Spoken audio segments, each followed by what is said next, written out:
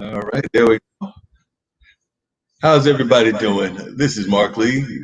We're checking out the Mark Lee Show right now on IBM TV. Hope that everybody is having a wonderful day, and we're going to check it with our guests and see how they're doing very shortly. So that's what we've got going on right here at IBM TV. So we've got a great lineup of guests that are here with us, and we're looking forward to having a very good conversation with them about what's going on in the world and with them. So definitely it should be an amazing conversation. We know that a lot of things are happening in the world these days. So we're going to start everything off. I've got Lakota John here with me, and I've also got Maya Table, who's a filmmaker here. And then we've also got Natalie, who is joining us from over there. I believe it's Pakistan, if I remember correctly, and everything. So we've got a great lineup of guests that everybody. So we're definitely looking forward to having a great conversation and an amazing time here on the Mark Lee Radio Show on IBM TV. So definitely wanted to say hello to everybody. So I'll start off with Lakota. Lakota, how's everything going with you and everything? Are you doing all right? Man, I'm doing good. What about you? Can you hear me? I'm doing good. So you're still doing the blues music and all of that kind of stuff. So that's a great thing. And actually, if I remember correctly, I know that a lot of people have got, the protests on their mind and the things that are going on in their mind with the virus and things of that nature. If I remember correctly, you're down there in Robeson County, and I think that Mr. Floyd actually has some connections to Robeson County, if I remember correctly. Is that correct? Cumberland County, I think, man, which is about 45 minutes from me. And but just like everywhere else in the world, I mean, we're all struggling with a bunch of different things, especially with COVID right now, right? Right. And although a lot of things they're expecting to open up, and they're being optimistic about stuff, expecting things to get better. In Robeson County, man, a lot of the numbers are still rising. They're continuing to increase, man. So it's not getting better here. It's in North Carolina, so. Yeah, I agree with you. It doesn't seem to be getting better in Durham that much either. We're seeing cases that are going up as well. How is that impacting your music and everything? Because like I said, I know a lot of musicians are having to do it from home. They're doing virtual performances. They're doing things like that. How is it impacting your music? Well, most of what I do, I'm on tour a lot of the time, right? I'm on the road all the time, and in many ways, I mean, financially, yeah, it's definitely affected me. But I tell you, man, a lot of opportunities I've gotten that I probably wouldn't have gotten by being, because I got a studio here that I'm in right now, and it's really interesting, man, because now I'm doing a bunch of different things, not only in the blues world, but also working with MIDI stuff and working with pop artists and doing music production and songwriting and stuff for shows and a bunch of. So with being on the road, I probably wouldn't have this opportunity and time to devote to do other stuff, and but it's great, man. I mean, I'm just kind of honing my craft and working on what I need to do, and learning filmmaking, learning music stuff. So it's cool. I mean, I don't mind quarantine. You know what I mean? It's Right. cool. So That's good to know that you don't mind quarantine. I've gotten kind of used to it myself, probably spending way too much time in the house and not enough time right, out and about, just because when you go out and about, you got to have the mask and everything yeah. else that's going on. I want to bring Maya into the conversation as well. And then, like I said, we'll just continue the conversation going for a while. Who knows, we might even see if you can't crack the instrument and give us a little bit of taste of your music after a while, Dakota. But Maya Right is here. a filmmaker. So Okay. just wanted to hear from Maya and what she's got going on. Maya, I have to tell you, I was cracking up on the film when I saw the film that you did. It was a film about the dating life, and we all know that sometimes when you're out there in that dating world, you get into all kinds of crazy situations, and of course, there's all those different things out there that involve the dating apps and things of that nature. And there's so many of them out there. But whether it was that the whole scene was revolving around a laundromat and some social media conversations that were going on, and it just had me cracking up. So tell folks a little bit about your filmmaking and about how you came up with that idea. I understand from the Black Film interview that you did that it was actually based a little bit on your own life and some things that you had gone through. Mm-hmm. Yeah, it was first. Thank you for having me on the show, and nice to meet you guys and gals. Nice to meet you. It was actually my first film, actually, no, my first narrative film. I primarily am a video producer and director specifically for music videos. So I work with a lot of artists from Janelle Monáe to Migos to Usher to, especially anybody in Atlanta. And so for me to pivot to directing is like, people can say, oh, great, you've produced all this stuff, but what have you directed? So I needed to write something to be able to direct it. And so I was like, let me just go from life experience. And so I just broken up with the guy I was with for 4 years. And so I got on dating apps. And so just from that experience, I was just so flattered and tickled by it. I was like, let me just write something on that film. And so I wrote it and directed it and did the editing for it. And I submitted it to Issa Rae's Short Film Sunday. And they featured it last year as the May Short Film of the Month. So it's been a really cool journey. Sounds like it's been a real wonderful journey and everything. And I think we've all, at one point or another, Lakota, you probably have even used those dating apps, and whether we want to admit it or not, we've all gone through those dating app kind of things. And we know that those journeys can sometimes be a little bit ridiculous, because sometimes you see the folks and what they claim to be and what they actually are two different stories. So that's kind of what your film revolves around, is how the image that is created might not be the same image as what's out there. Yes, exactly. Yeah. So you said that you've done all that work with the music world as a videographer, and then now you're moving more into the film world. How was that pivot for you? Because like I said, a lot of people try to make that pivot, whether they're doing it on the acting side, because I know there were a number of rap stars that tried to become movie actors, some more successful than others. Yes. Yeah, I mean, it's still kind of a pivot and still kind of learning the space. One thing that I learned from that film is that I didn't submit it into the film festival world. So now I have other films that I directed, because the film festival world is super important. So people in different arenas can get to know you, and then that's how they see you, and you get signed to, directors' agencies and things like that. So I'm still kind of learning the process. And so I can let you know in a few months, but it's still a journey that I'm on and still learning more about. Sounds good. And I'm sure Lakota would love to use your video skills and everything. He's always looking to team up with people and things of that nature. So I might be speaking for him, but I think that I can say that he's always looking for good collaborators and things of that nature. Oh, yeah, definitely. For sure. Definitely. For sure. So, Natalie, I met you through our mutual friend, Mona Shakes, when you were performing with her and everything. So, and you're in another part of the world. You're over there in, I think it's Pakistan, if I remember correctly, and everything. Yeah. So tell us a little bit about what's going on in your part of the world. And you're actually up at a much different hour than we are and everything, because it's 2:00 here, and I think it's a little bit later where you are and everything. So tell us a little bit about your comedy and things that you're doing on that front, and then also just how you got involved in it, because you've been involved in it for a while, I believe, but I just want them to know a little bit more about you and a little bit about how you're doing the comedy. I think you did some here in the States, but then you also did some now in your home country. And of course, that's a whole different world, because I know that Mona did a whole thing on diversity just this past week with some other comedians, and they were talking about how sometimes the freedom of speech isn't as much as y'all would like over there in some of these other countries. Yeah. So just share with us a little bit about what you've got going on. Okay, first of all, hello everyone. It's like a privilege that I'm here with such talented people. And I think we all have to give it to Corona and quarantine that we have this platform that we can globally talk to different artists all around the world. So I'm a stand-up comedian from Pakistan. I'm a dentist, that people don't actually like to believe.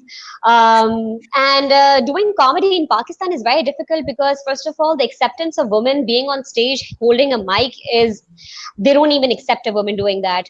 And then secondly, talking about things that are taboo. In Pakistan, there's so many things that are taboo, just like dating is a taboo. You can't go on stage and talk about your Tinder experiences without people shaming you and blaming you for destroying the culture.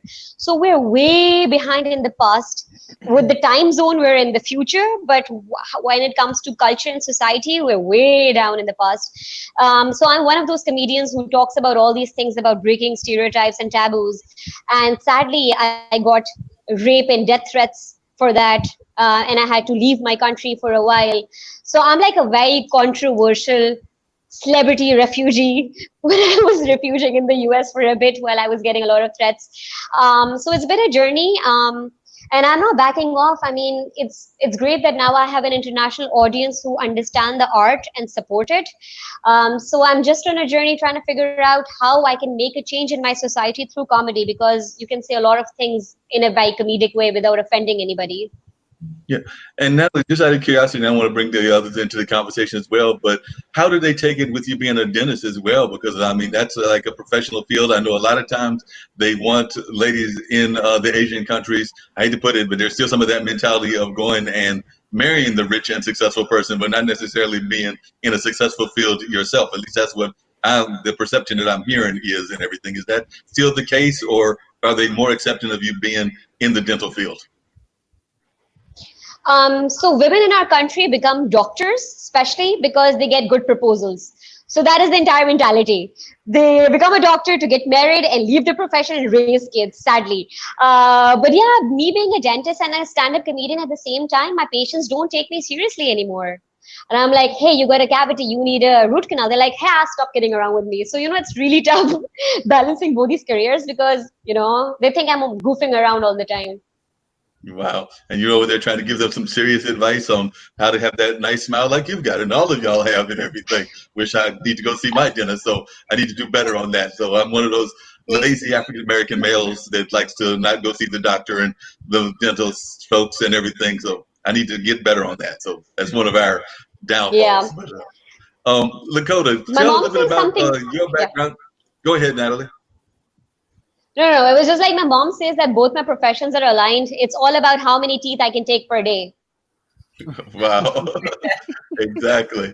So Lakota, tell a little bit about your background. Like I said, I did refer to the fact that, and I have some of that in my ancestry as well, but you come out of the Native American background over there in Robeson County. So just share a little bit about how that brought you to the music and how you still try to incorporate some of your Native American background even in your music. So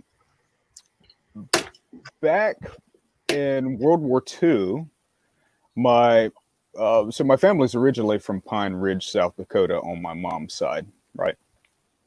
Which is where Lakota comes from. I'll get there. So back in the 50s, my great grandfather was stationed in Maxton, North Carolina, which is about 15 minutes from Pembroke, which is where I live. And he met a Lumbee lady, and he was a Lakota Indian from Pine Ridge, South Dakota. Well, he met a Lumbee lady. They got together. Several generations later, here I am, right? And so, again, Pembroke's only 15 minutes away. They had a family and everything. And so when he passed away before I was born. But I guess just like every other culture, and the Lakota culture and tradition, the youngest child's often given a nickname by the elder. And so he passed away before I was born, and my nickname was Head, because when I was a little boy, I had a huge head. I still got one. Me too. But anyway, so I wasn't gifted a nickname in the language, in the Sioux language, but I was named after the tribe. So my birth name is John Lakota Locklear.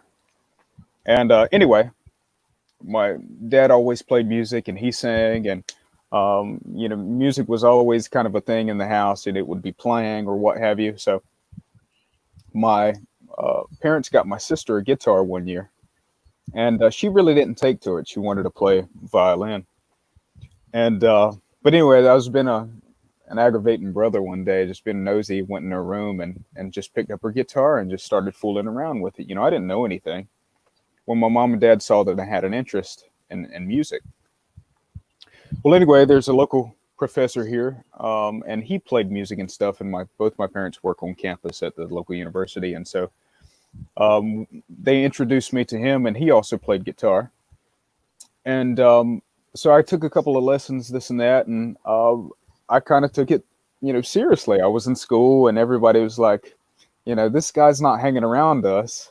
Who is he? This guy's a weird dude, And but most of my friends were older. And but But anyway, I started gigging, I stuck with it. I'm about 12 years old at this time. And I continue to travel and play and get more gigs and go, climb the ladder here. Well, one day a friend of mine, older friend, he says, John, I saw an article in the paper. He says, your name's John, right? I was like, duh. Well, my dad's name's John as well. And so he's Big John and I'm Little John. So he tells me, he's like, John, well, Little John is a rapper, right? I'm like 13. And I'm like, yeah, you got a point. And he says, well, what about if you just switch your middle name and your first name to Lakota John? And I says, well, man, that's kind of catchy. And so it stuck. And that's actually my name. And, it's tied to my, cultural piece as well. But being a native artist, I really never allowed the native part to define my music because, I don't really do I grew up around powwows and drumming and flute and this and that. But I really got into roots music at a young age, and I love all kinds of music. And so I started just, touring and traveling and fitting in where I could, and just learning as much as I could and taking advantage of that. And, I continue to travel and tour. Actually, 2020 would have been a great year for me, but COVID decided to visit. So, I'm not doing much other than, what I like to do. So, which is a blessing. Yeah, that's great. And one of the things I've noticed is that it seems like for all the bad that COVID has done, for all the things that are going on with the protests and everything, and Lakota, you might want to talk to this as Natalie, and even you, Maya. It seems like it's done a reawakening of Mother Nature, because it seems like Mother Nature has definitely changed and it's gotten a lot better, because we're seeing, I don't know about y'all, but it seems to me the birds are having a much richer song these days, and they're actually enjoying a little bit of what we're going through and everything. And definitely there's been reports of rivers that are much cleaner than they've ever been around the world. So it does seem like while we're suffering from what's going on, some of the rest of nature seems to be having a respite from some of mankind's ills. Yeah. I don't know about you guys, but the whole world is into a turmoil, but I feel a lot of internal bliss. That is because I feel like we're all so static at this point that we've never really felt that. And I'm kind of really liking what's going on internally, I mean, the world is ending, but yeah, I feel good. Exactly. Most of my career, especially last year, was home because I do a lot of post-production work too. So now it just feels like the rest of the world is like me. I'm like, oh, you guys are just doing what I do every day on your community. So it's an interesting adjustment for sure. Yeah, and there's other fields that totally had to get adjusted to it. I know some of the teachers had to get adjusted to it and everything. Like I said, I'm not going good in terms of getting out to my medical professionals, but a lot of you folks in the medical professions are doing home visits and doing telecalls and things of that nature. So I imagine that's even going on there in India, where more of the calls aren't there in face-to-face, but they're actually done through the computer, through Zoom and things of that nature because of what's going on in the world. Yeah. Yeah, for sure. My sister is a doula, so all of her clients, usually it's, the mom, the dad, maybe grandparents in the room. Now it's usually only one person. So it's been a huge adjustment for her as well, not being able to be there directly with her clients. So it's interesting. Yeah, definitely with the world at a different time and things of that nature. Natalie, if you would, like I said, I'm going to get everybody to do a little bit of their talent. I actually did have a clip of the dating app, which I'm going to try to do a share screen and see if we can't see at least part of your work with that and everything. So I'm not the best at the shared screen, so we're going to see how it works since I don't have my technicians here with me and everything, being it from home. So we're going to see if that actually works. So I know Lakota's got his instrument, so hopefully he'll get a little bit of chance to strum a note or so for us. I'll put you on the spot, Natalie. I'm sure you've got a comedy routine that you can share with us right now that might even talk to a little bit of what's going on in the world. And if you want to lambast either your current administrators in your country, or if you want to lambast ours, we have no problem with that. So you can go ahead and lambast all you want to. Sounds good. So if you want to, I just would love to hear you share a little bit of your routines or a routine if you got one that you can think of off the top of your head. On the spot. All right. Oh yeah, I'm like, because usually I do it in my native language, which is Urdu. But like earlier, I did a show for you guys, so I don't really remember the entire thing because I've done it only once, but I'll still give it a shot. So the entire the entire order of the world is changing. The East doesn't have water to clean their poop, and the West is facing the same issue because you're all running out of tissue paper. So if you all don't know about the East, we like to wash our asses. And there's a special instrument which is called a Muslim shower, which is a thing attached next to your pot and gives amazing pressure. So I don't know the person who invented Muslim shower liked to call it Muslim shower because clearly he didn't want the West to enjoy the pressure in your butt. A lot of girls in the East use it to masturbate as well. Still, it's called a Muslim shower. But I think, like, you know, we should just switch. Like, the East should start using tissue papers and the West should have Muslim shower because you all have water. We don't. So, you know, the prophecy was right. The entire world is going to turn into Muslims once you start using the Muslim shower. And there's amazing thing, like you can get married 4 times. You can have 4 wives at the same times. And if any of you would want to convert, please come to me. For every 1 conversion, I go to heaven. Awesome.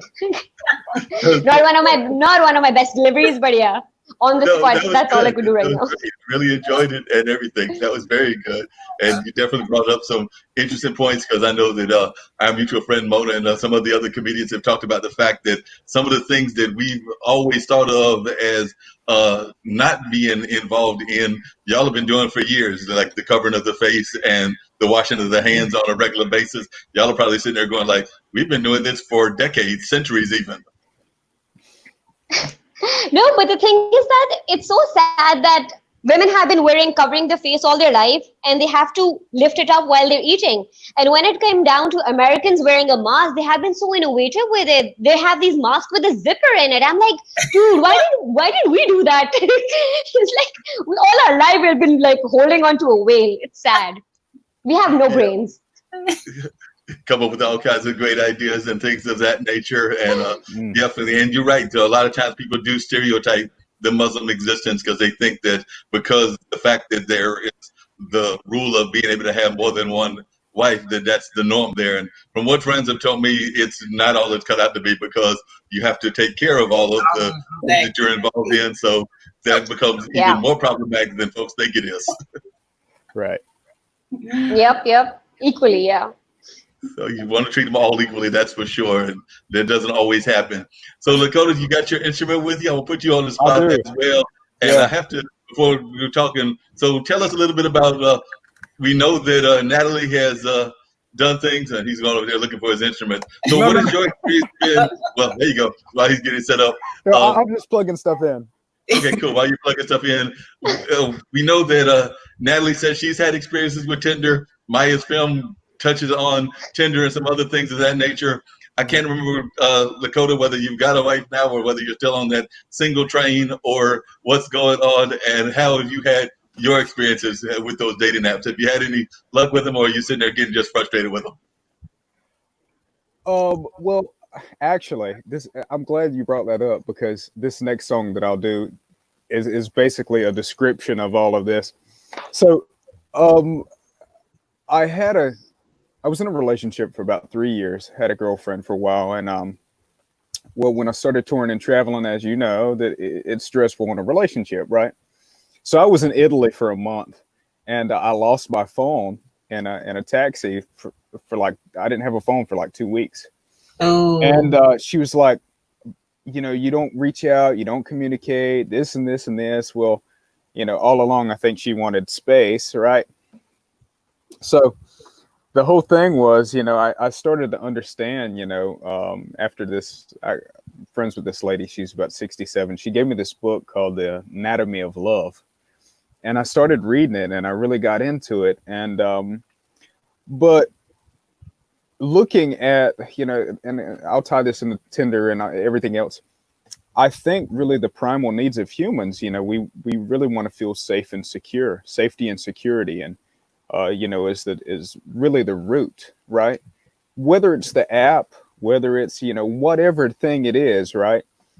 that's kind of like the primal thing in the future, right? You know, obviously we're not thinking about this on the first date. Maybe we are, some, you know, like, and there always comes this point though, you know, like whenever you're on the app, like what are you looking for, right? For men, oftentimes it might be sex, right? For women, they might be looking for something serious. It might not be that. You never know until you start going down that path, right? Well, and then when you start going down that path, it's kind of like, okay, well, yeah, we go to the date, this and that. It's always like, what next, right? I mean, have y'all experienced that? It's, you know what I mean?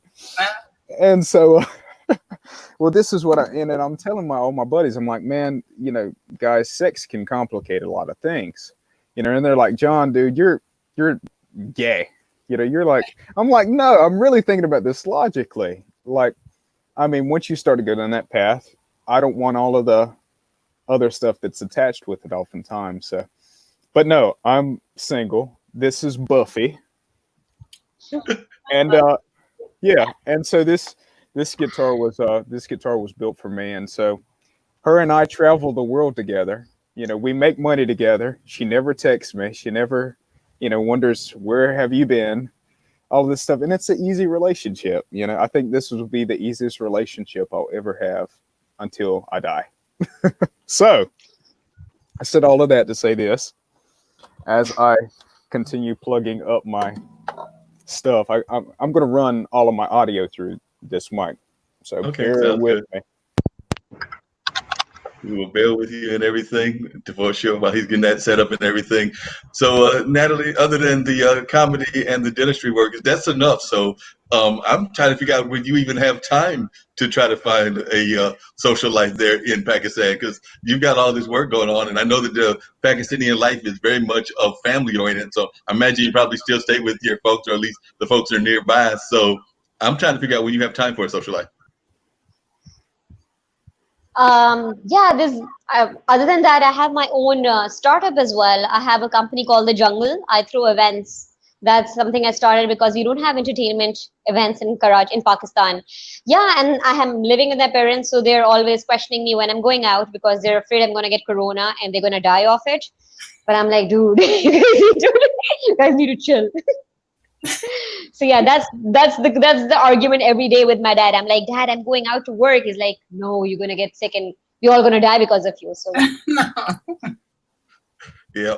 What about yourself, Maya? Are you still close to your family, and are they worried about it as well? Because I imagine you probably have some relatives that are older. I'm actually falls not that far from the age that a lot of people are concerned about. I will turn the big 5'8" on 7/1 on July 1st. So they're getting up there in age. But my dad's about to turn 80 in 2 weeks, and he's still out there exercising, still out there doing amazing things. Yeah. I think he's discovered the Fountain of Youth.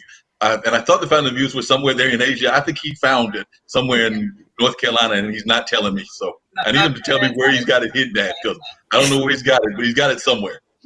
My parents are the same way. So every day is like calling them to make sure that, are you in the house? Where are you going? It's so hard to just keep them in one place. So usually it's like me going to see them and just asking them what they need. And they are really loving like Instacart now. And they finally started to use that. But it's kind of like having teenagers. Just like the tables have turned because they want to go out and about. They want to hang out with people. So it's just been really trying to, keep them contained in one place. I'm just like, when they say at risk, they're talking about you people, because they will call their friends and say, they said at the seniors, they don't think they're seniors, so they're both over 70. I'm like, seniors is you, okay. So, it's fun being able to connect with them more. Yeah, well, I'm sure. And I think if I remember correctly, I don't want to get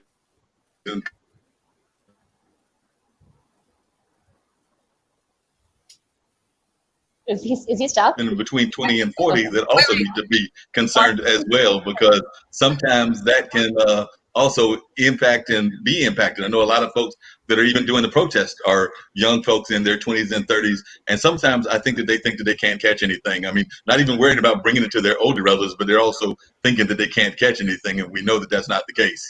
Exactly. And we missed the front of that sentence because your screen paused, but we caught the end. So yeah. All right. Yeah, I was just making the statement about how it can be a lot of the young folks can think that they're not going to catch the disease, but it's definitely something that can go on throughout ages, through genders, orientations, everything. It seems to be an equal opportunity disease these days. Whether you're healthy, whether you're not, I think when COVID first started, people were saying, oh, it's only this small group of people, but it's like, no, it's everybody. Exactly. You ready, Lakota? Oh, I think he's on. Can't hear you. Lost your sound. Yeah. Lost the sound. Hold on a second. He's going to try to adjust the sound. Is he sound playing for himself? Can you hear me? Can you hear me now? Yeah, we hear you now. Okay. Good. That is a good sign. What about now? Can you hear me? Yep. I'm not going to do ASMR. Natalie, you need that mic for when you do comedy online. That is awesome. Yeah. Yeah. Can you hear the guitar? Yep. Perfect. My G string is out of tune. Oh no, Buffy! Oh no. Buffy's acting up. Buffy, right. Y'all didn't know I wore G string, did you? Now you know. You gotta hit the right G spot of Buffy. There you go. That's what Buffy's upset about. Well, right. Well, you mentioned the masturbation thing, and I was like, well, should I get a bidet? Is like that the American equivalent to the Muslim shower? I think that's what we call it here in America, is the bidet. So I think it would be basically the equivalent. Okay. Basically the same thing. All right. So this song is called "Where Do We Go From Here?"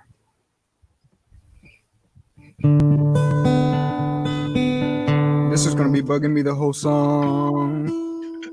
Y'all bear with me. No problem.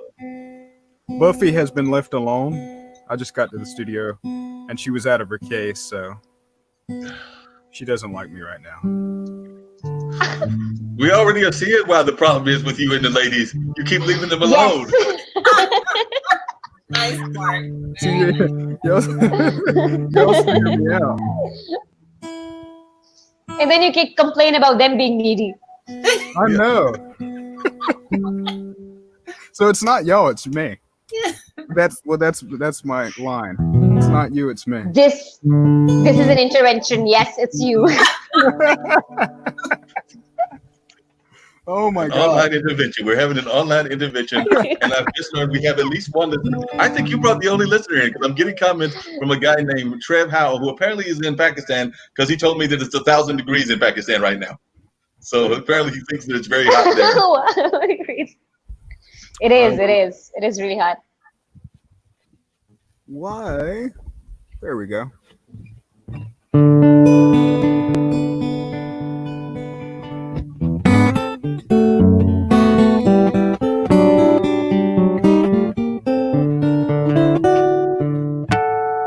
Where do we go from here?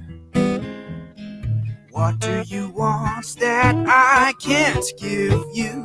Don't whisper in my ear, asking for things I won't do. Where do we go from here? Things are so right the way I like them. I see you shed a tear. You're wanting more, I fear. Sail away in our land of dreams for a day. Let the moments be. Life is so nice this way. Why can't it stay uncomplicated? Let's keep it for a day. Let the memories stay.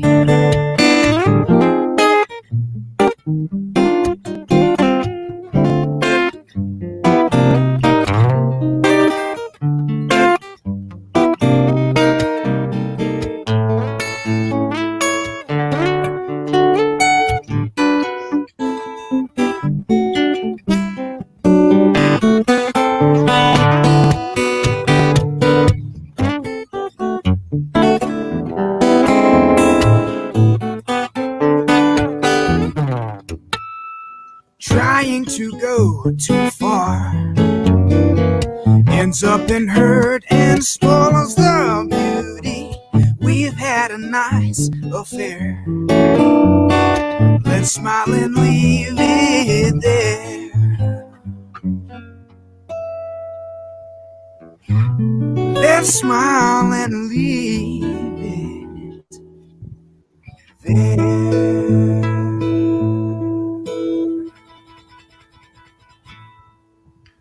Thank you, Lakota. Hey, that's great. Good job. Appreciate it. That was good. Definitely appreciate it there. So I'm going to pull up my short, or at least parts of it, everything. But while I'm doing that, and I got to hit the share screen as well. While I'm doing that, what do y'all think about what is going on in the world? We'll get a little serious here now and everything, but just want to hear y'all's comments on how you feel things are going in the situation. And I mean both with COVID, but also with the protests, because we do know that the Black Lives Matter movement has definitely seen a lot of growth here in this area. And we're seeing people around the world that are recognizing a lot of things that need to be changed around the world. So I'll start with the world view, and then I'll go to Maya and Lakota. But Natalie, what is the view from Pakistan? I know sometimes people forget that there's all kinds of issues going on in countries like yours as well. So just in terms of what's going on, how are folks reacting to what's happening in Pakistan, and what are your thoughts on what's going on with George Floyd and just the street protests that are taking place? Yeah, firstly, because about Corona, sadly, our country and people do not even understand that there's a disease out there. They wouldn't like to believe it. So that has been a lot of issue because we just had our celebration, which is our festival, which is just like Christmas. And a lot of people went around meeting people, and we had a lot of cases in this last week, more than 5,000 cases now. And sadly, we can't close down this country because our economy is suffering, and we don't have the support system like people do in the US, where you get unemployment. So we don't have anything like that in Pakistan. So we have to save the country. We have to feed the people, keep the country open, and keep the safety as well, because we don't even have great healthcare system. We don't have enough ventilators. So there's a lot of crisis going on right now. And when we talk about racism, sadly, we are brown, and we have been criticized by our parents and by people in our family for playing outside. We have always been asked to put on fairness creams. We have always been criticized of our color. When a guy is looking for a girl in marriage, he's always looking for a girl who's fair. So we've been through that complex, and then colonialism as well, where people here are like white supremacists. Because so there's a lot. So I ask people when they're putting on their black DPs in order to show solidarity to the Black lives, and I'm like, first we need to fight this issue in our home. My mom is still going to question me if I go out in the sun, and she's going to tell me that I look like a janitor's daughter. That's a bad word that she uses. But yeah, we have to fight this at our homes first. And obviously, we have been down to slavery as well. Brown people, Asian people have been looked down upon as well. So I think the entire world order is changing, and every change is difficult. So we have to stick around through this time. But I feel like with this current situation, capitalism is going to die. I hope that everything becomes global, so everybody can benefit it equally. So yeah, it's okay. So it's a tough time, but we all have to survive and make it through. And when it comes down to spirituality, I feel very awakened. I feel like, just like you mentioned, that Mother Nature is taking a revenge, or waking up. So a lot of people are having their spiritual awakening, and I feel like that's all we need to do. We need to end the emotion of ego and fill ourselves with love, because this world was created for love. And sadly, we have been so corrupt and so evil that it's like we're in detention now. We're grounded. So this time is a lot of our self-reflection, when you go inward and figure out yourself and what everything is.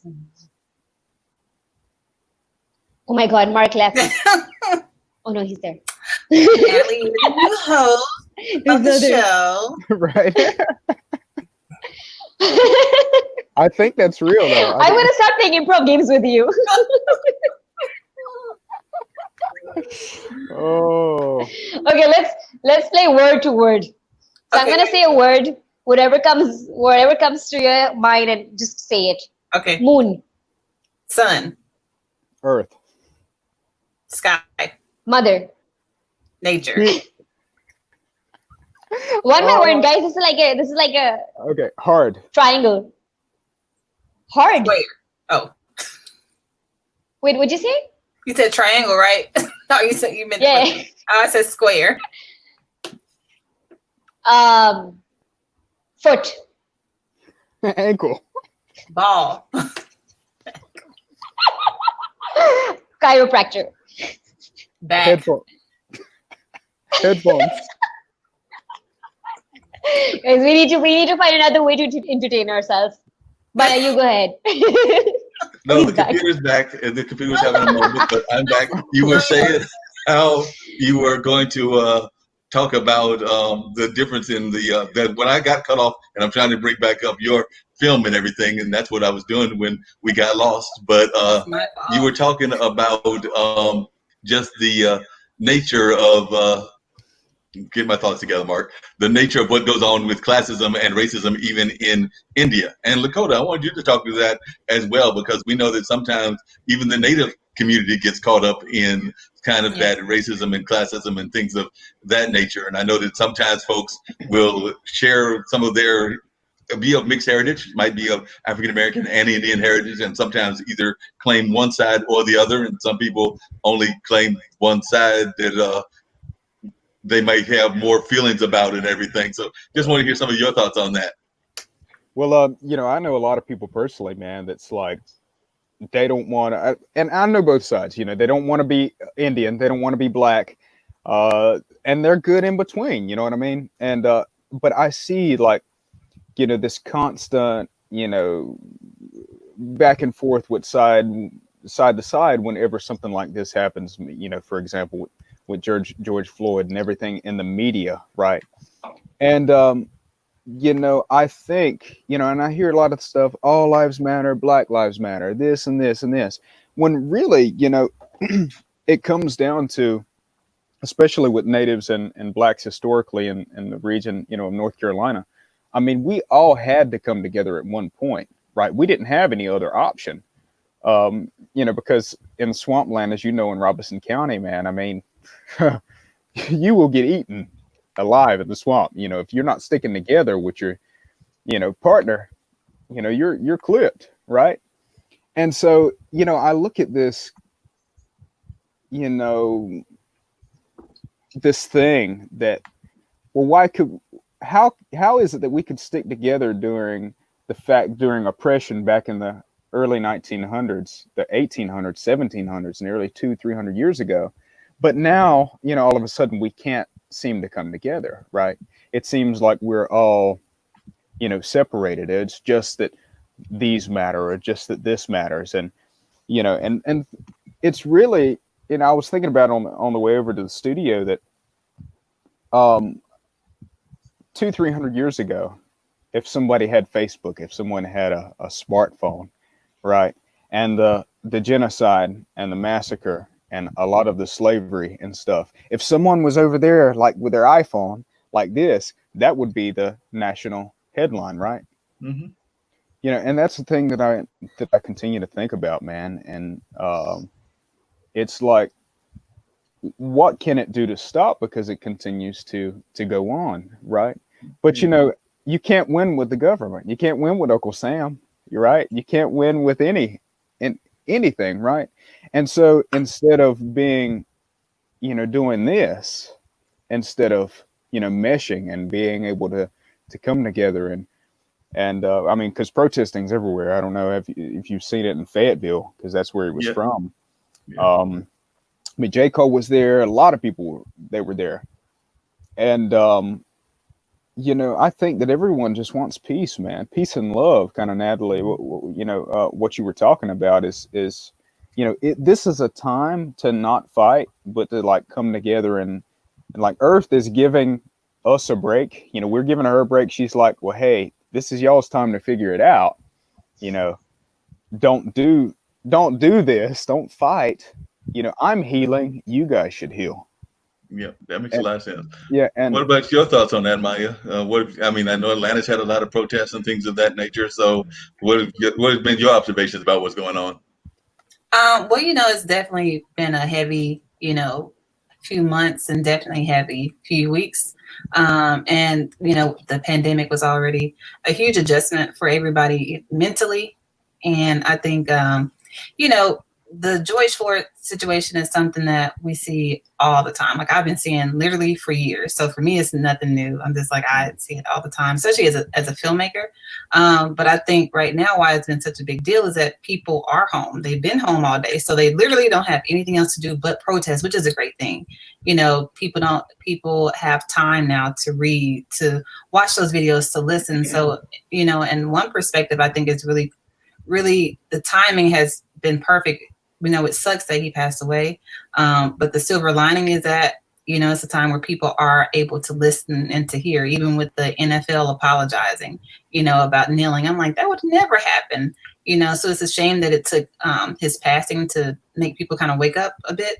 And just, I try to look at the positive part, when people say all lives matter, all lives do matter, but the focus at the moment is on Black lives. Just like if it's something that happens in a different country or something that happens in the Asian community, Black people are the first to stand up for everybody else.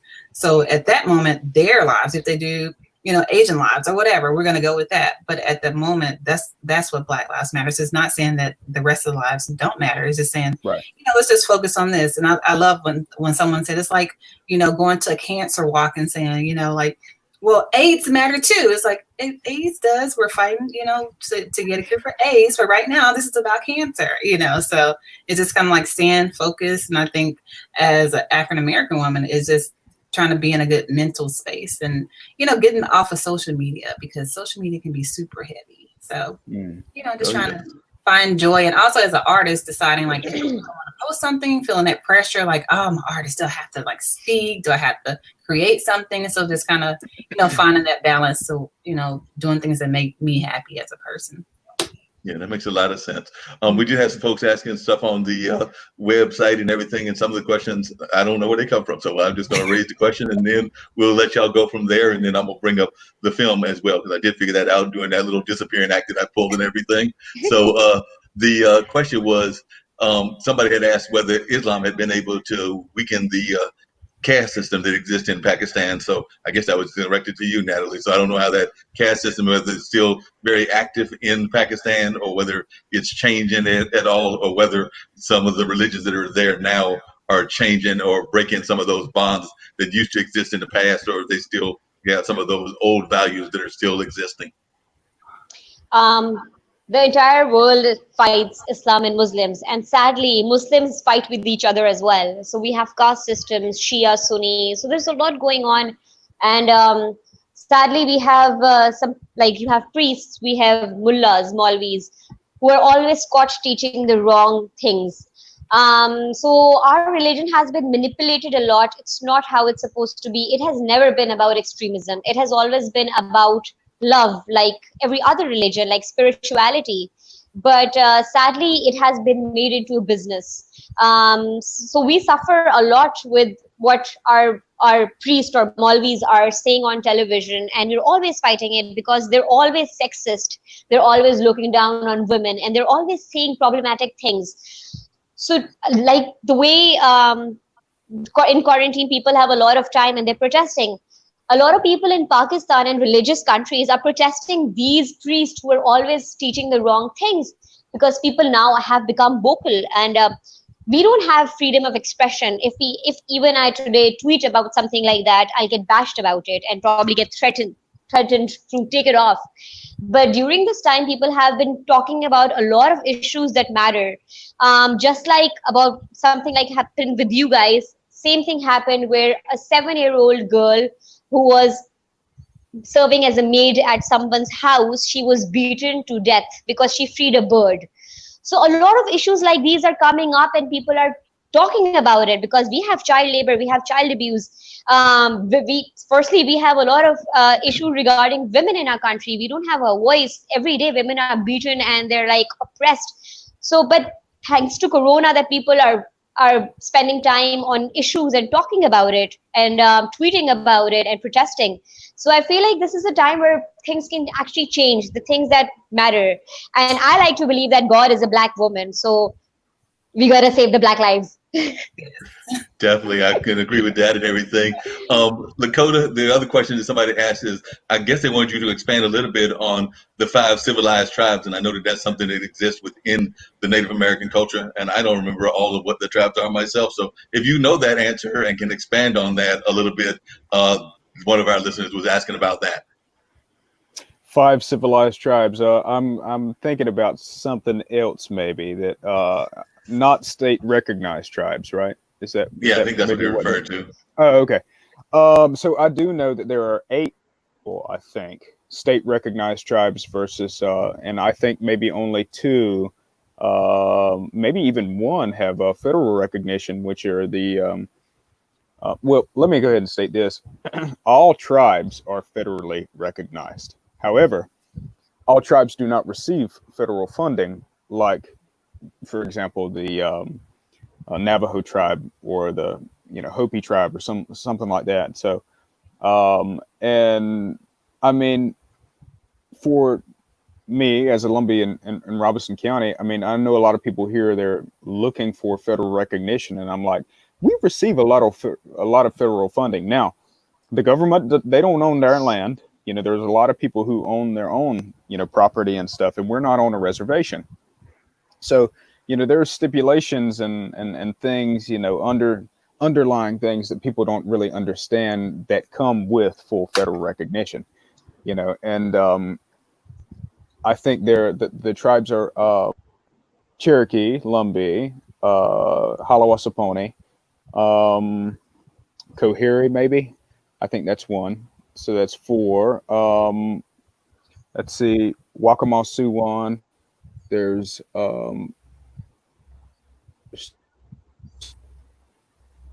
trying to think of the other ones. I'll Google it for you. Google it. Figure it out. And actually, I think we got an answer from them. We're going to break the. I know 6. Yeah, we'll break the seriousness for a minute and everything, because I'm going to let us check a little bit of Maya's film, and then we do have some answers from our listeners that are watching and everything. But right now, I'm going to pull up. We're going to hopefully I don't disappear, but if I do, just continue the conversation. But we're going to see if this will work, because it says that it's going to share. So we're going to see if this works.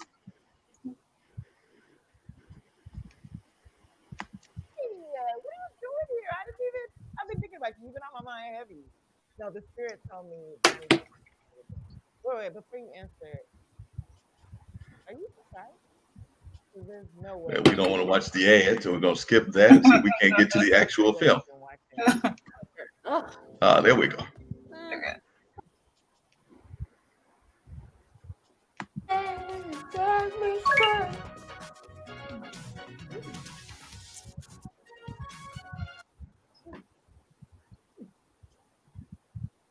No.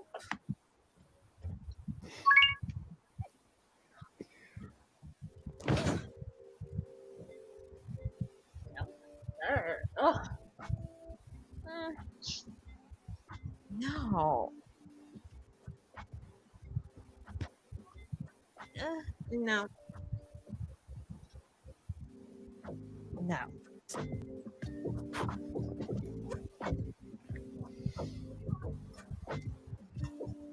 Okay.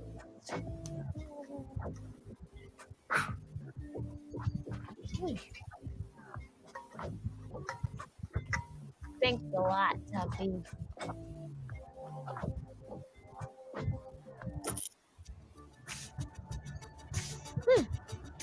He could be cute if I squinted and turned my phone sideways. That's definitely not my type. Oh, he's cute. I like his style and his. Never mind. Oh. Mm-mm.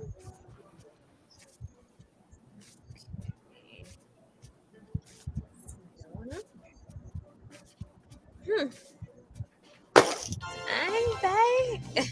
Hey, Sadie. Wow. Like not just zaddy, but zaddy. Ooh, he's hot.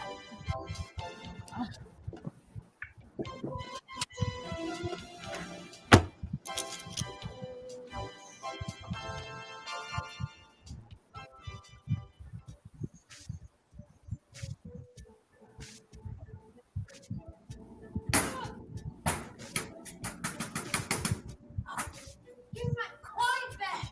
This freaking machine doesn't take pennies, and there needs to be a sign that says that. God. Girl. What?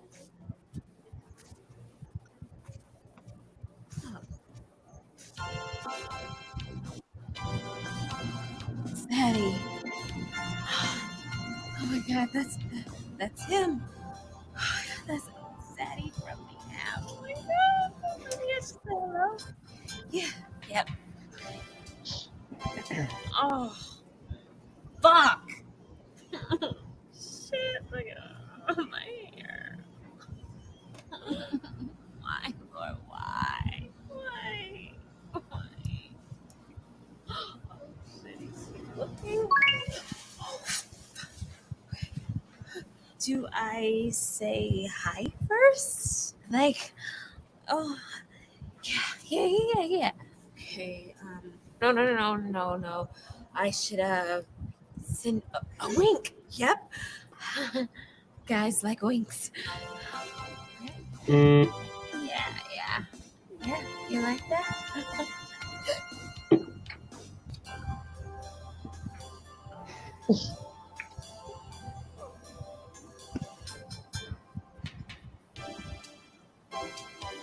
Shit. Don't want to give up all of the film, Maya, but that's the film and everything. And like I said, it goes on for a few more minutes of everything. So I don't know if you want me to let the rest play. I can let it play, but I didn't want to take all the suspense. Yeah, I know we have the rest of the show to go. So yeah, it's cool. And it's just a few minutes later, but check it out. It's on youtube.com/Issa Rae. And it's about 9 minutes long. And at the end of the film, it shows screenshots that I got on when I was on a few dating apps. So, this is all entertaining and charming. It's very charming. Like I'm just too through when you're rolling through the What's the name of floor. it? And I want to know where you got the cute dog from. Yeah, it's called Dating App. Oh, that's my dog. He actually has made a bunch of cameos and a bunch of music videos too. He is a star. Nice. Sounds great. So, Natalie, tell us a little bit about your own experiences. Is there even a Tinder in Pakistan? Is there a Pakistan Tinder? Yes, I was really scared to use Tinder in Pakistan because men are very creepy in Pakistan. Yeah. And Tinder in Pakistan is not even consensual because you know how you have to right swipe in order to talk? They message me on Facebook, Instagram, even on LinkedIn and send me like really creepy texts. So yeah, I tried it in the US for the first time. I tried a lot of cuisines. I don't know why I ended up going on a date with this Indian dude. If you don't know, Pakistan and India have been on war since like the start. So he picks me up and his car was smelling like curry. I was like, damn, that's a bad start. And then we go to a bar and after every 15 minutes, he looks at me and bobs his head and asks me, are you falling in love? I was like, it always only gets bad from here. So yeah. And I don't even like uncircumcised dicks anyway, so that was a bad experience. You're sitting there going like, nope, don't want this. This is not happening. Yeah. Like this is going to be problematic and everything. Now, is the dating situation better now that you're back home? Because I mean, it sounds like it would even be worse because it's very restrictive in Pakistan. Yeah, I mean, we live with our parents, so it's not like we have a space of our own where we can, like, hook up. When we have to hook up, we get married. So the hookup is the marriage. Yeah, I mean, we don't have spaces to try out where we're going to do stuff, It's just, even if we try to book a room in a hotel, they want to check our IDs to make sure we're married. So the dating culture in Pakistan is the worst. Wow. Now, I know in India, which, like you said, y'all have been at war forever and everything, but I know in India there's the whole big traditional wedding with, I believe it's an elephant in India. Is it the same thing in Pakistan that after the bride and groom is married, they have like the big Indian wedding with the elephant coming down? I think here when they've done it in the U.S., they've done a white horse instead of a white elephant because we don't have that many elephants in the U.S., but that can be just spared. But I was wondering if it's the same thing in Pakistan. We don't have the elephant, but it's definitely very similar to what India does. We have a lot of festivities. We have a wedding which goes on for an entire month, and how much we look down upon sex. But after the marriage night, there's another function to celebrate sex. It's called walima, and everybody goes and asks the bride and groom, did you fuck? Did you fuck? Did you fuck? And when they say yeah, they're like, hey, now we can feast. It's halal. We're like, damn. So it's really messed up how my culture works. Wow. See, you have it better in America, Maya. You thought it was problematic here, and we're learning that it's much better in here than in other countries. So looks like we've got it a lot better, but I'm sure there are things that have happened in your dating life that you're sitting there going like, it was just as bad. So you saw you rolling in the floor in the video, but share some of your personal stories as to what you've gone through in your nightmare moments. Me? Have I had super nightmare moments? Because I do a good job of like stalking people before I go on a date with them, and just like, so when I go on a date with them, it's like I already know all this information, you know. So but the worst one I had was a guy. I met on Tinder, and he showed up to the restaurant we went to, I think like an hour late. And so I was getting ready to get into the car, and then he was like, no, come back, let's eat. So I ate. It was fun time, but I could tell he was trying to get me drunk. And I'm a lightweight, so I usually on dates I only have one drink, it's two, and I'm done. And then so the check came, and sometimes I'll do the thing where I like reach for my purse. So like, should I pay? This time I didn't even do it. I was like, you know what, you're late, so I'm just gonna not even reach for my purse. And so he was like, you got any cash on you? I was like, He was like, okay. So he gave the card. His card declined. He was like, okay, I gotta, that Kevin Hart line, gotta transfer from my check into my savings. He said that line, and so the card declined 3 times. And I was like, well, I guess I'm just gonna have to pay for myself. And then it went through the 4th time, and he was like, oh my God, I really enjoyed this date. And then the next day I got food poisoning. So that was the worst date I've been on. Wow. Other than that, you had to deal with both the horrible finances and the fact that he took you to a bad restaurant. Yes. It was just like, oh, terrible. And then he texted me. He was like, I had a great time. Let's do it again. No, we're blocked, sir. But other than that, the dates have been pretty okay. Oh, that's good to know. Hey, I have one exciting experience I want to share. Oh, no, Dakota, go ahead. No. Well, I actually had a question. Go ahead. No, I mean, for you, do you like how your dating world is and how the whole thing in Pakistan? I mean, do you that's the culture? I mean, do you not mind it, or you just hate it? Yeah. Of course, I hate it, and I'm trying to change it as much as I can. Thank God that my parents are not like that. They married out of love. My dad ran away from house to get married to my mom, so they had like a heroic, dramatic wedding. So they were very vocal like that. I share about all my boyfriends, and my dad is a sexologist in Pakistan, so that's kind of a huge deal. So thank God my parents are open to all these things. But yeah, I have a very exciting Tinder experience to share. This one time I was in Atlanta, and I matched this Taiwanese guy who was living in the US. He was born and bred there. So we met for like 2 dates, and then I went to Houston. He flew to Houston after me. And then he came to Pakistan for me after meeting me for 7 days. And this guy wanted to marry. Yeah, that was like the most exciting Tinder experience ever. This guy lives in the US and he flies down all the way to Pakistan for me. He goes to Pakistani weddings. He got stomach flu. He danced to wedding songs with me. He was in love. Well, what happened to him? I wasn't really into him. Oh, man. He's all into you. You're not into him. That's just wrong. Lakota, tell us about one of your experiences. And I've got one that I'm going to share with y'all. Just a nightmare. And it was 20 years ago. So I don't even know if the woman's still around. But I'll share it with y'all in a second. So Lakota, share yours. So y'all remember when I said that I was primarily raised around a bunch of older people? Like 90% of my friends are at least 50. So I'm kind of old school. I like to meet people organically, right? And I mean, I do have Tinder. I do, and I actually have never been on a Tinder date. Now, what was weird, I do have a semi weird experience. Um, I saw my ex on Tinder before, right? And I mean, I swiped, not. I mean, obviously, I found her attractive. I mean, we were together for forever, but so we actually matched, and so she messaged me, but I never messaged her back. But no, well, like, and I have like, and I'm not kidding. I mean, I don't need the whatever. I got like 15 matches in my Facebook dating and Tinder and stuff, and I never just reach out because I'm like, it always goes back to like, where do we go from here? You know what I mean? Like, it always gets to a point, like the dates, like after the date and after, I mean, like, why go through all, what am I looking for? I mean, for me, I'm just hanging out, man. I'm just, I'd rather much travel and do that and meet someone that way, as opposed to, swipe.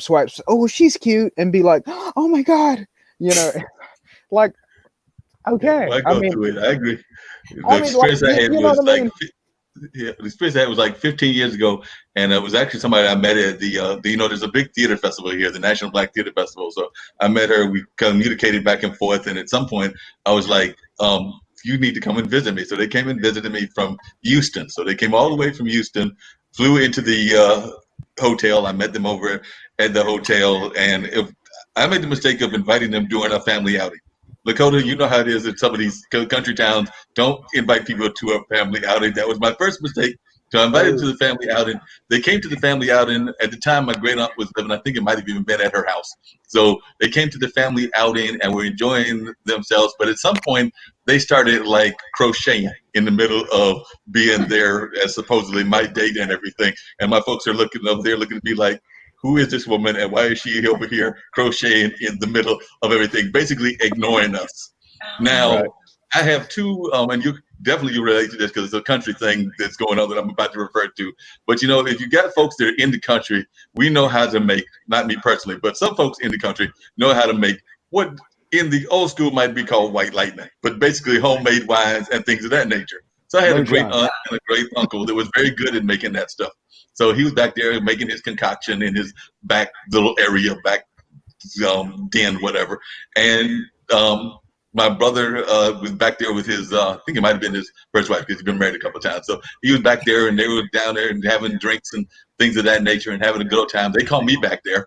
And so I enjoyed a sip or two. And then eventually she realized what was going on. So she came down there and started having sips and everything. You're talking about a total 180-degree turn? Because like I just told you, this person had basically been ignoring everybody. She started having that wine, started enjoying that wine. She was the most social person I've ever seen. So she was like just having this total social moment, things of that nature. And everybody's like, what happened? Dr. Yeah. Jekyll, Mr. Hyde, what happened? What's going on here? And the uncle at that time that was living, his last name was Lyons. And I know there's a famous Lyons farm that's the actual Lyons farm. So we went back to the hotel. She, got situated back to the quiet, not paying any attention to me, ignoring myself. And then she caught her plane back home to Houston. But as she was leaving, she was like, "Can you, whatever you do, be sure to tell your uncle I need some of that Lions Farm shipped to Houston." And I'm sitting there going like, "You ignored me the whole time, and because you had this wine and you enjoyed yourself with this wine, you're going to be wanting the Lions Farm. Didn't want me to come to Houston, wanted the wine to come to Houston." So I'm sitting there going like, "No, not happening." So that was one of my bad experiences, and it still goes on to this day and everything. Because I don't know about the rest of y'all, but even in this modern day, I love the folks that send you the notes. And don't take this wrong, Natalie, and it's not always folks from the other countries, but they usually are from Russia, sometimes Pakistan, or some of the other countries, and they sit there and they tell you how wonderful they are, and then you talk to them. For some reason, these women start sounding like men, so that automatically gives you a suspect that it's not the same, that it's not an actual woman, that it's something else going on. Because they call you and you're like hearing a man's voice, and it's like, no, they're like, "This is Rosalie." Yeah. Like, no, you do not sound like a Rosalie. You sound like a man. Try to sound like a Rosalie. Because they tell you that they're got this going on, and then somewhere in the middle of it all, they'll be like, oh, can you send me $25? And then after that, Oh it's my like, can God. you send me $100? Can you send me $1,000? You're sitting there going like, no, don't have that kind of money, so Turn into not a happening. But yeah, there's that whole catfishing thing. I don't know if any of Yeah, y'all have been catfished, but it's a nightmare. Well, one thing that I see, I mean, I'm embarrassed. I meet people all the time, and like I can, just like you were saying with the girl and the wine, Mark. I mean, oftentimes, even on a date or even on like if I'm just meeting someone that I find attractive, that I meet enough of people that I can pick up on little things, early on, and I know that this is potentially just a glimpse of what this person is or their tendencies or something, and over a period of time it will grow, right?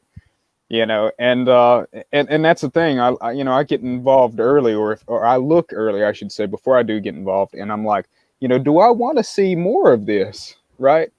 I mean, to me it's common sense. I'm like, it's not even worth the sex. It's not worth none of that stuff, because I don't even want to take it further, right? Yeah. And I don't know. I mean, I've had people say, John, you're too nice, or you care about people too much, and I'm like, I mean, I guess. I mean, that's just the way I am, I reckon.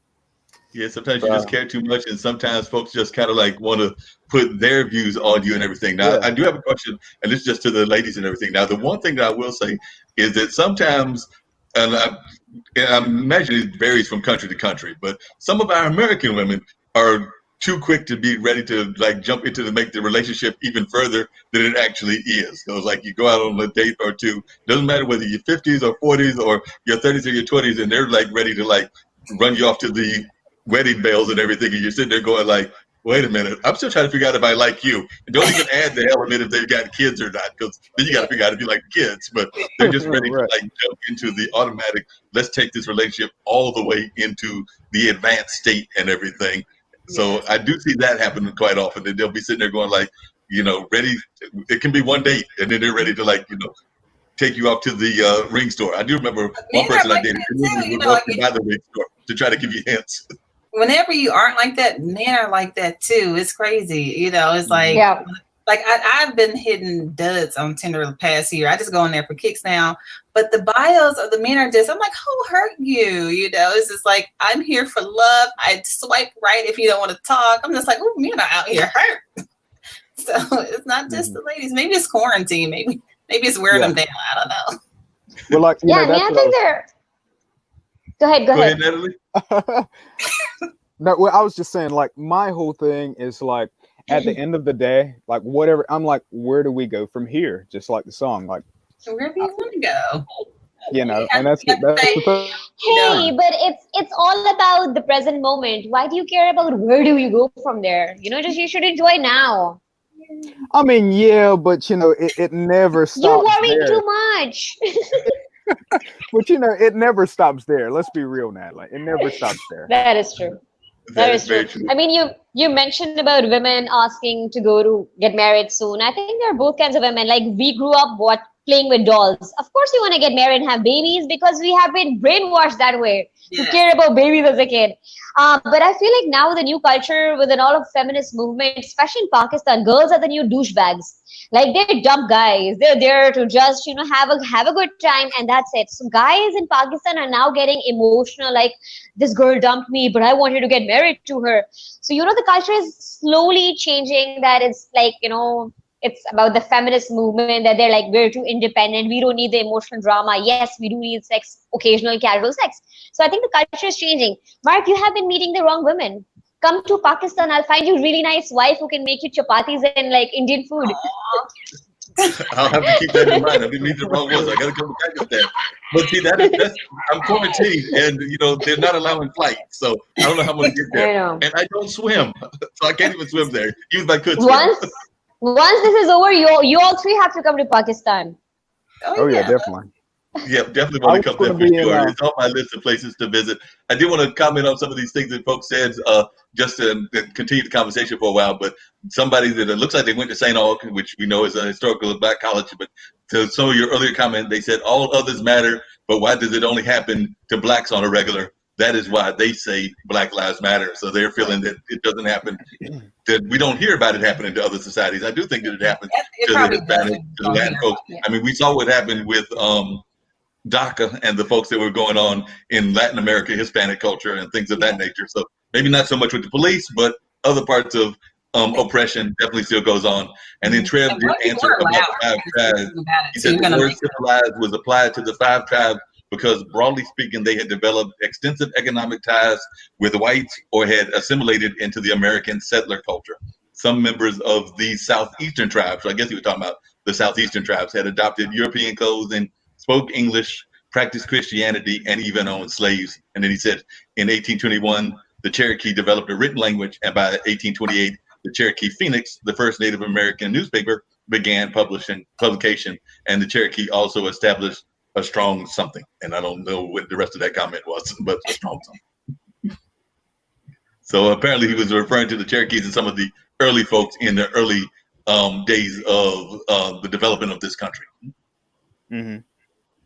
But we even saw that in the African American culture too, because I know some people didn't realize that there were some African Americans that had slaves and had some things of that nature. And of course, these were some of the folks that came on as indentured servants in the early days of what was going on in our society. But it was not the systemized oppression that we've seen from other cultures, which is what I think is the big difference, because the greater society did a more systematic kind of oppression that lasted for 400 years, and it doesn't look like it's going to end. Hopefully our young folks will end it and it can stop before we get to 500 years or something like that. But that's what I have noticed, is that the greater concentration was more of a very systematic thing. I know folks at IBM TV are probably going to want to wrap up very shortly and everything, but I did want to hear some of y'all's final thoughts, and if you just had a word of wisdom that you wanted to share with people. And also, I'm going to let you take a crack at that person, the orange one that's up there and everything, because I've got all kinds of mean things that I can say about them, but I'll let y'all have a crack at them. So y'all want to take a crack at the orange one, as well as any advice that you want to give and everything. So if you got some advice just for the world in general and what's going on from our leadership.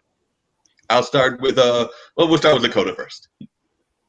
Well, I think that, ultimately what we need to keep in mind is that, first of all, everybody doesn't like chocolate ice cream. Everybody doesn't like pizza. Everybody doesn't like, and so if we know that out of the gate, I think a lot of things can be resolved, and we can actually communicate. I think communication is very, important thing in relationships, in everything, and just talking to regular people, and I think the lack of communication is where the root of, a lot of things and problematic events occur, right? And this thing with, everybody's not going to like Trump. Everybody don't like Obama. Everybody don't like this. But I think if we can control what we can control, and what we can, do with ourselves, then a lot of things could potentially be resolved. Now, I do know in terms of the protesting and in terms of all of that, Maya, as you were talking about earlier, I mean, we've seen this for years. I mean, I was talking to somebody earlier, and like Emmett Till, bringing that up, I mean, he was like forgotten about, unless, this is just another casualty, for example, right? Oh, well, he's the new guy, and it shouldn't be that way. But again, everybody doesn't see eye to eye, and there is a lot of, people think that this should happen and this is normal, but it isn't.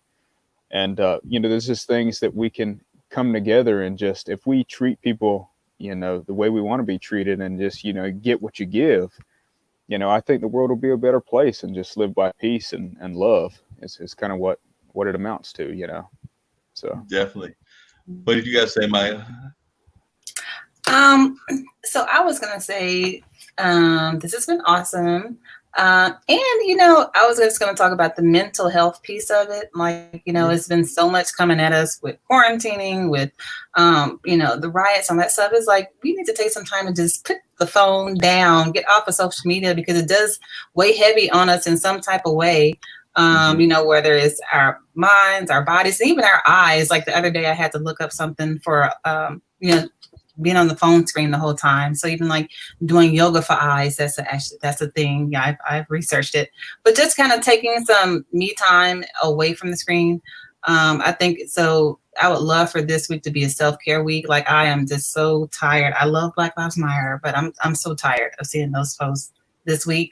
So just kind of stepping back from the screen and just taking time. So I would say for everybody that's watching and listening, just, just be conscious of the time that you're spending on your phone, all the energy that you're putting in and putting out, and just really take some time for yourself. Yeah, definitely. What about you, Natalie? Yeah, just like Lakota mentioned that everybody is not going to like chocolate ice cream. We have to come to terms with that everybody is entitled to their own opinion. And what we can do is just accept a person how the person is, because we're individuals with our own culture, with our own race, with our own thought process. A lot of time it becomes a conflict because we hate each other's ideas. So I think we need to teach kids empathy, and we even need to start practicing empathy. If we're empathetic, we start caring about every living being on this planet Earth. And then we have to just understand that humanity comes first. It's not about the race, it's not about the culture, it's not about the religion. It's just that we need to start understanding that they're one. And it's only going to happen when I love myself and I love everybody. So it's just that we have to fight our ego. The biggest issue in this world today is about ego. We're egoistic about everything, about culture, about religion, about our women, that women should not wear such things because why? It hurts their ego. So if we can just come from a place of love, this world would be a better place to live. So that's all I have to say, to just love and let live and live. Yeah, such a powerful message from all of you. I greatly appreciate all of you being on here. Now, before we get off, I did want to have you both, all three of you, give your social media and ways that folks can get in touch with you. So I actually go backwards. So I'll start with you, Natalie, and then come to Maya and Lakota. But if you let folks know that are listening how they can hear you, and if you've got any performances, I know it'll probably be virtual, but if you've got any performances coming up, let folks know about that as well. But definitely let folks know your social media handles and how they can reach out to you and where they might be able to hear you perform your comedy. Yeah, you all have been pronouncing my name wrong, but it's okay. It's okay. It's actually Natalia. So it comes from Russian, Natalia. So my Instagram handle is Natalia Gul, Nataliagul. And you can find me with the same name on YouTube and Twitter and Facebook, Natalia Gul Julani, as you can see the name here. That's perfectly spelled. Thank you. And I apologize for that. I'm usually much better at doing that than everything. So, and Lakota's already done, he's already signed up and go ahead. I'm a follow all of y'all right now. Hey, it's amazing. Thank you, Marc, for connecting us. This is beautiful. Totally. Yep. Glad to do it. And like I said, I do apologize for totally mispronouncing the name. I'm usually good about doing that research and everything. Natalia, that's like Kobe's daughter named Natalia, pronounce it like that. My handles are all Maya Table, YouTube, Facebook, Twitter. Everything is even TikTok, which I don't use, but it's all Maya Table. Yeah, I keep saying I have a TikTok account. I don't have any use for it. I haven't done anything with it. I keep saying I'm going to do that. I keep saying that I'm going to get on the one. What's the one that the really young people use? And I think I've got an account with them too, Snapchat. But I haven't created an account on any of those. There's an active account, I should say, even though I think that it's out there somewhere in the ether somewhere. But I don't use them all that much. So it does exist. So don't sleep on those folks over 50. We do use social media. We do get out there and use a lot on social media. Lakota, let folks know how they can reach you. It's just pretty simple, man. Lakota John. That's it for everything. You can Google that. I got my website. That's my name. Instagram. Minus my Snapchat. My Snapchat is JOHN John LOCKK. So John. I don't know. I mean, it's long, but you can message me on my Instagram if you want my Snap. All right, so that's the way you can find the Snap and everything of that nature. Now, do any of you have any performances coming up on the virtual world, or anything that you're aware of that's coming up in the near future? Any showings of your film anytime soon, or do you have any performances, Natalia? Yeah, I got to write that down. Showing the film, it's on YouTube, but I do drop episodes of a show called Cadillacs and Kale, which with my uncle Poochie, who he dresses like a pimp every day since I've known him for my whole life. And he's a vegan. So it's just been documenting his life. And then I directed some commercials for Head and Shoulders. So those are airing on YouTube and Facebook now. All right, Cool. sounds good. Natalia, you got anything coming up performance-wise? Not really. I don't have anything going on in virtual, but I'm proposing something to the government on how people can stay at home. So I'm going to be doing stay-at-home concerts. We're going to be going to the residential complexes and have a little mini concert in the common area so people can watch from the balconies. All that is going to be recorded and put on digital. So yeah, I'll be sharing that with you. Sounds good. And I'll definitely keep in touch with you, and we'll try to put that out onto the greater world market as well as you get that up and running. And Perfect. Dakota, you do have anything coming up performing-wise on the virtual world? On the virtual, well, actually, since North Carolina, we're still, going by the social distancing thing. I'm shooting for a couple of TV shows this month, and I'm writing a song for this one television show. But I don't know when they'll be streaming. So, it's kind of like, I mean, as long as we abide by the 10 or less, it's just going to be the film crew and myself there. And but I mean, I post stuff on my social media. I just did this project with some guys down in Brazil and stuff, so that was the latest thing. But I'll keep everybody updated. So. All right, sounds good. So thanks all three of you for being on the show. It was a great conversation. Know that you're all welcome to come back on this show any other afternoon. We do this regularly between 2 until about 3:15, 3:30 or something like that. So know that you're always welcome back. I thoroughly enjoyed having you. And then I also do my later in the evening regular podcast, which is Straight Talk with Dean and Mark. So me and Dean do that. And I know that I've invited all of y'all to come on that whenever you're able to. So that's a separate show, but we do that regularly as well. So you're always welcome. I consider y'all to be, as I say, this quarantining and what's going on in the world has helped us create new friendships. Unfortunately, some of the friendships we don't actually have physical connections with. So like I said, I've met, I've known you for a while, Lakota, but Maya and Natalia, I met y'all through some of the social media things that have been going on and things of that nature. And at some point, I'll actually get a chance to see y'all in person and not just over the wonders of the web. So hopefully that'll happen in the not too distant future. I know there's a gentleman, Sri, that I watch all the time that does these daily COVID talks. And he also does a read along with the New York Times. We've been friends now for about a year or two. I've yet to meet him or any of his production team, and they're scattered throughout. And the same with the IBM TV folks, because Ankit, who is actually one of our producers, is just around the corner from you, Natalia. He's in India. So Ankit is doing a lot of the production work out of India. And then we've got some other producers out of Australia. We've got a young lady that does a music show. So I've got to get you on her show, Lakota, and she does that on Sundays, and she's from South Africa. So she does a South African music show. And then my buddy Zach on, I believe it's on Sunday as well, he does a show about funk music because he's a longtime funk music artist and actually played at one of George Clinton's birthday parties many moons ago. So we've got all kinds of great programs. We've even got a chess star that is on our show because they try to serve a lot of the underserved market. So there's a chess show that they air.